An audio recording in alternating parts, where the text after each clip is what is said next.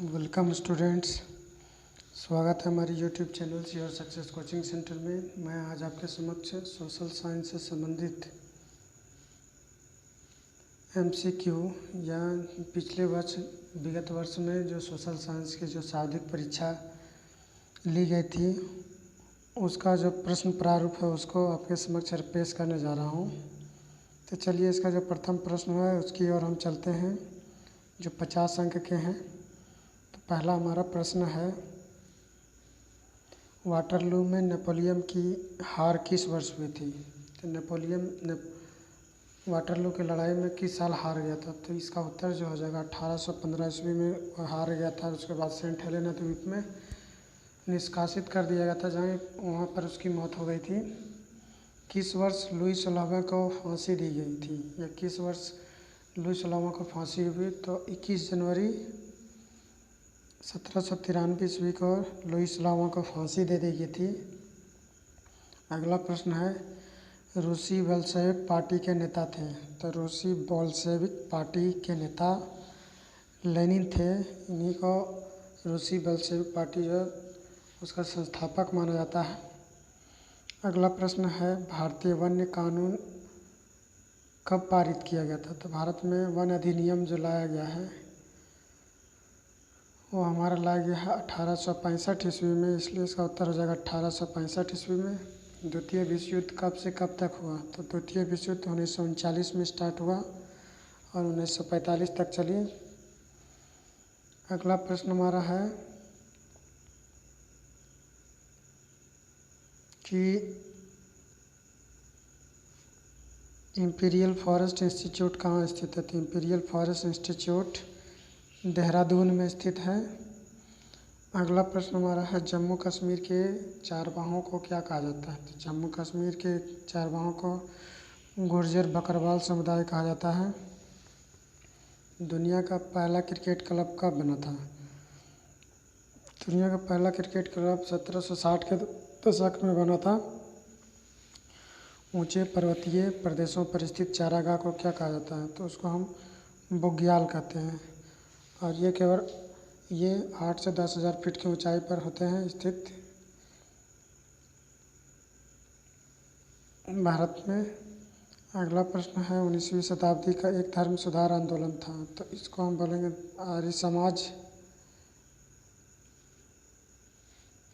Hitler का प्रचार मंत्री कौन था? तो इसका प्रचार मंत्री का नाम था जोसेफ गोएब्बल्स। अगला प्रश्न हमारा है, सबसे पहले पश्चिम के कपड़ों को अपनाने वाले कौन से भारतीय थे? तो सबसे पहले पश्चिमी कपड़ों को अपनाने वाले भारतीय पारसी थे, पारसी समुदाय के लोग थे। तो इसका उत्तर पारसी हो जाएगा। निम्न में से किस राज्य से कर्क रेखा नहीं गुजरती है? तो कर्क रेखा नहीं गुजरती इसमें से तो उड़ीसा, त्रिपुरा, राजस्थान, छत्तीसगढ़ से होकर गुजरती है। तो इसमें हो जाएगा हमारा त्रिपुरा से नहीं होकर गुजरती है। कौन सा देश क्षेत्रफल में भारत से बड़ा नहीं है? तो भारत से बड़ा श्रीलंका नहीं है, बाकी ऑस्ट्रेलिया, ब्राज़ील और रूस भारत से बड़ा है क्षेत्रफल की दृष्टि से। कौन सी नदी नेपाल में हिमालय से निकलती है? तो कोसी। इसको हम बिहार का शोक भी कहते हैं। प्रवाल भित्ति से बना एक द्वीप को किस नाम से जाना जाता है? तो भारत में अंडमान, लक्षद्वीप, अंडमान द्वीप और निकोबार द्वीप, ये तीनों प्रवाल भित्ति से बने द्वीप हैं। बैरन द्वीप ये हमारा प्रवाल भित्ति से नहीं बना है। नर्मदा के उद्गम स्थल कहाँ है? तो इसको अमरकंटक की पहाड़ी। निम्न में से कौन सी खारे पानी जल वाली झील है? तो खारा पानी वाली झील जो है सांभर झील है। सिमलीपाल जीवमंडल रिजर्व कौन से राज्य में स्थित है? उड़ीसा में स्थित है। अगला प्रश्न हमारा है, भारत में किस प्रकार की जलवायु पाई जाती है? भारत में मानसूनी जलवायु पाई जाती है। उष्णकटिबंधीय मानसूनी जलवायु पाई जाती है भारत में। तो इसका जो उत्तर हो जाएगा हमारा मानसूनी जलवायु हो जाएगी। निम्न में से कौन एक जनसंख्या वृद्धि का परिणाम दिखाता है? जब किसी क्षेत्र में जनसंख्या बढ़ती है तो वहाँ बड़े पैमाने पर घर बनने लगती है, तो एक क्षेत्र में लोगों की जो आबादी है वो जनसंख्या बढ़ने के परिणाम को दिखाती है। भारत में कुल कितनी राज्यों की कुल संख्या कितनी है? तो भारत में अभी राज्य 29 हैं। भारत का सबसे पूर्वी देशांतर कौन है? 97°25 पूर्व देशांतर, ये हमारा भारत का पूर्वी देशांतर रेखा है। ब्रह्मपुत्र नदी को तिब्बत में क्या कहते हैं? ब्रह्मपुत्र नदी को तिब्बत में सांगपो नदी कहा जाता है, तो इसका उत्तर हो जाएगा सांगपो। अगला प्रश्न है, ग्रीष्म ऋतु में उत्तरी मैदानों में बहने वाली पवन को क्या कहते हैं? ग्रीष्म ऋतु में उत्तरी मैदानों में बहने वाली पवन को हम लू कहते हैं, क्योंकि उत्तर भारत में इसको लू के नाम से ही जाना जाता है। पोलैंड एक देश है, तो पोलैंड एक मध्य यूरोपीय देश है। निम्न में से कौन सा देश गैर लोकतांत्रिक देश है? तो चीन को एक गैर लोकतांत्रिक देश माना जाता है। अगला प्रश्न हमारा है, अफ्रीका का पहला कौन सा देश स्वतंत्र हुआ? अफ्रीका का सबसे पहला जो देश है स्वतंत्र हुआ, उसका नाम हम कह सकते हैं घाना। ये सबसे पहला देश जो है वो स्वतंत्र हुआ था अफ्रीका का, और वो हुआ था 6 मार्च 1957 को। किस देश से आंग सान सूची का संबंध है? तो इसका उत्तर है म्यांमार, और इनकी वजह से ही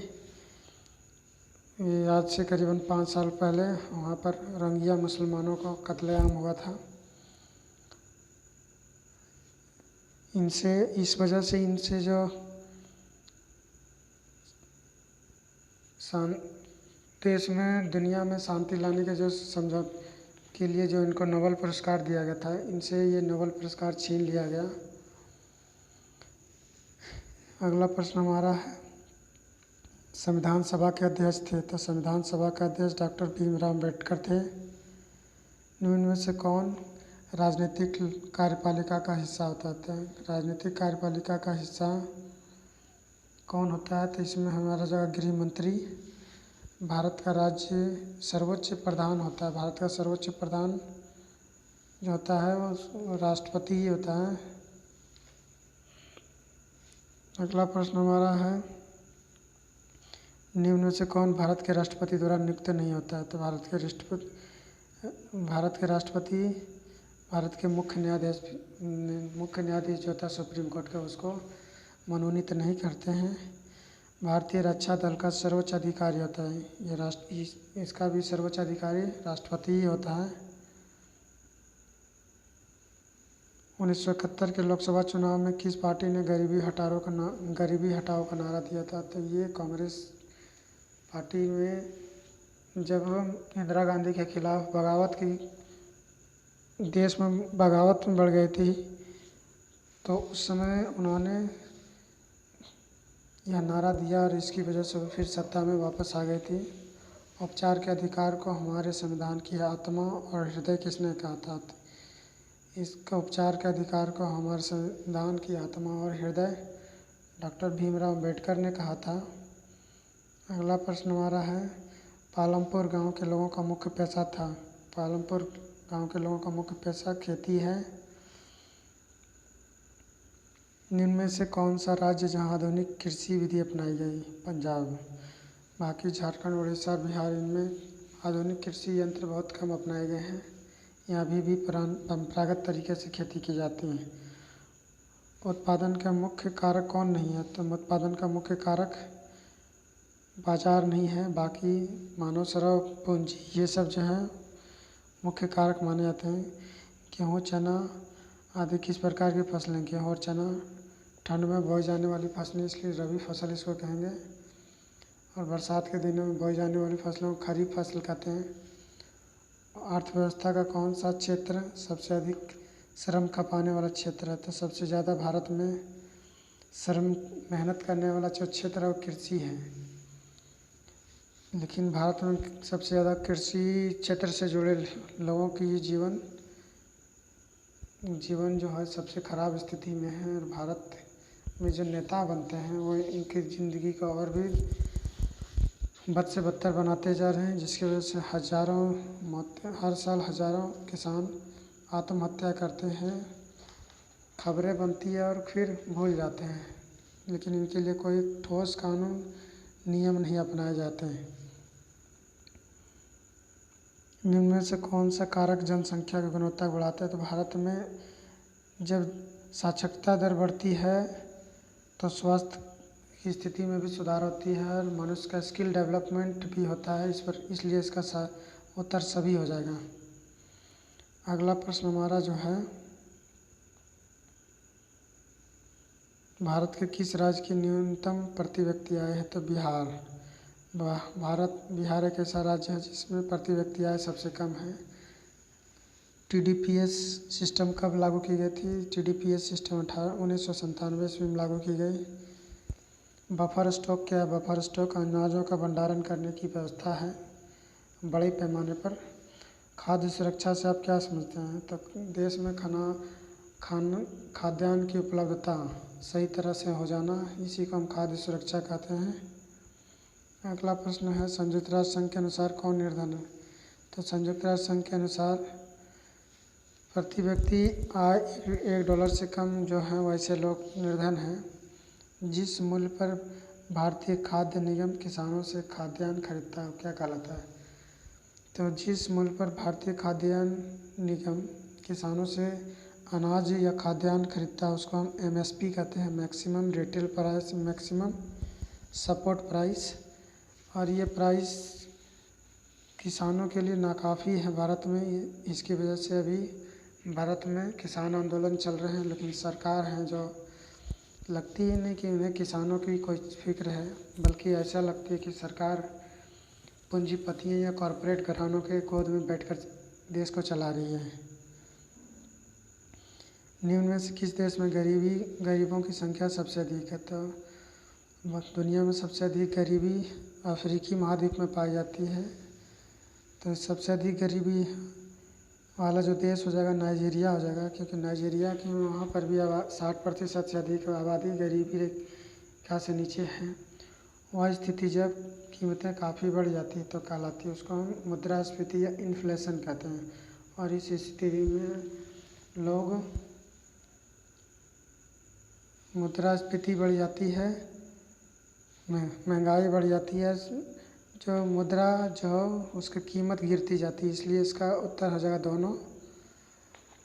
तो जिस प्रकार आज की स्थिति में हमारी जो इन्फ्लेशन की वजह से, हमारे देश की व्यापार घाटे की वजह से, इन्फ्लेशन की वजह से हमारे देश की जो मुद्रा है बांग्लादेश या अन्य जो दक्षिण एशियाई देशों हैं उससे भी लो कैटेगरी की हो गई है। इसलिए हमारे बांग्लादेश के जो टाका है वह हमारे रुपया से ज़्यादा मजबूत हो गई है।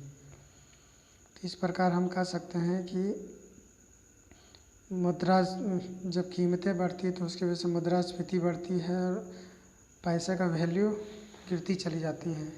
तो दोनों हो जाएगा। आज मैंने आपके समक्ष सोशल साइंस से संबंधित MCQ को रखा जो अगले वर्ष शाब्दिक परीक्षा में या सेकेंड टर्म में ली गई थी। अभी भी हम लगभग अधिकांश जगहों पे, अधिकांश राज्यों में शाब्दिक परीक्षा या मिड टर्म की एग्ज़ाम ली जा रही है। यदि अभी तक आपने हमारे चैनल को सब्सक्राइब नहीं किया तो सब्सक्राइब कर लीजिए, बेल आइकन को प्रेस कर दीजिए, और ताकि आप तक लेटेस्ट वीडियोज़ की अपडेट्स पहुँचती रहे। धन्यवाद।